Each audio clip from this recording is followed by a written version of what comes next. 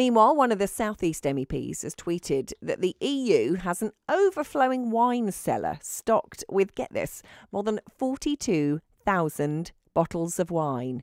And that since 13% of that belongs to the UK taxpayer, Europe's politicians should lay off the booze. Diane James is an independent politician and former leader of UKIP and is on the line now. Good morning to you, Diane. Good morning to you. So this wine cellar, have you been there? Have you seen these wines? No, we haven't. Nobody within the EU system, unless you're a top bureaucrat or a mandarin, can actually get access. And it was the German newspaper Bild that actually drew attention to the fact that it is inaccessible, that it's there purely to provide really quite luxurious and very, very expensive alcoholic drinks for the EU mandarins when they had their summits, when they had their meetings. But the magazine in Germany, or the newspaper, went on to say that, the UK was due its share. But the point really that I was making with the tweet was that, this is actually just a token issue. I'd be far more impressed if the European media and indeed the UK press would actually focus on what the United Kingdom is due back in terms of really billions of pounds of investment and other monies that we've given to the EU and which is rightly ours.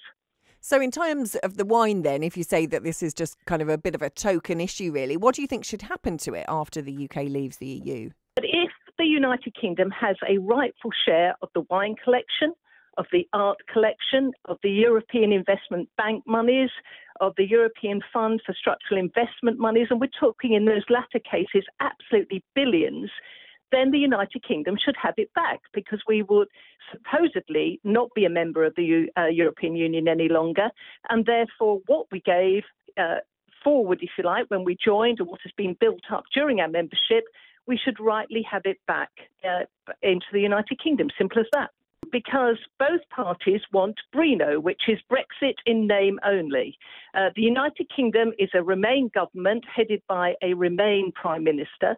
She doesn't want to take the United Kingdom out. You've only got to look at the negotiating strategy to date. It's not going to deliver true, proper, clean, whatever you want to call it, Brexit, which nearly 2 years or just over 2 years ago people voted for. And the European Union doesn't want to let the United Kingdom go. So it is happy to acquiesce and agree to a BRENO agreement, which keeps the United Kingdom tied into European Union membership by some means or other. And that's what the whole negotiating position is at the moment. But for the ordinary person reading the press, listening to the radio, watching TV and such, I can well understand it just looks an absolutely unholy mess. And it is. Well, we keep hearing that a deal is close to being agreed. Do you expect it to happen soon? It's got to happen relatively soon, just to fit with the European Union Parliament timetable. Now, remember, the European Union Parliament is going to have effectively almost a veto on whether that deal is acceptable. But what we heard yesterday as well was that the European Court of Justice, this is something that was meant to be a red line with Prime Minister Theresa May, they're going to effectively also have a say on whether the United Kingdom revokes Article 50. So the whole control mechanism still rests with the European Union as to whether the United Kingdom leaves.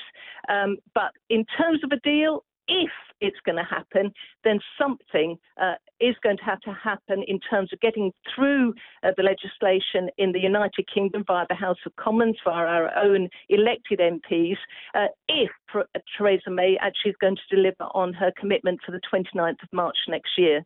But I have to say it's more like pigs will fly if we actually do get a proper Brexit deal.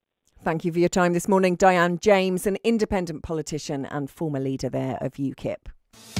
BBC Surrey.